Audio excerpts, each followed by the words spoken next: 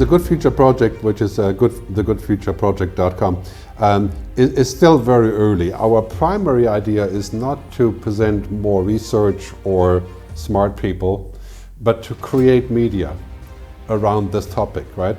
Films, blog posts, stories, narratives, podcasts, visual material, right? We're working on a film called The Good Future. And it's basically the idea of saying we have to convince people about that the future is good, right? So the primary purpose of the project is to rebrand the future. You know, right now, if you ask Brazilians, I'm sure, in Europe, 71% of people in Europe believe that the future is terrible, right? They lost their faith in the future. If you ask Brazilians, it's not going to be so high. I don't think Brazilians are optimists, mostly, right? But people have to understand that the future has great potential, right?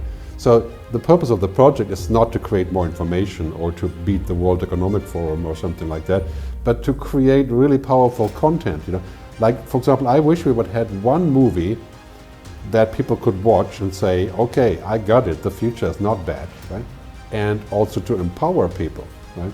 This is the other thing, people feel disempowered because they're saying, oh, it's the government, right? It's the oil companies, it's the banks, right? But the banks and the oil companies and the government, they can only exist if we continue to give them support in some way or the other, right? And when we stop doing that, they fall apart. Like pull out your money from the oil companies, pull out your money from the wrong politicians, and invest into things that will make the better future. And if lots of people do that, it's like a tidal wave, right? So a part of the Good Future Project is to start a movement that says, okay, it's possible. And anybody who's not on that agenda, we don't want.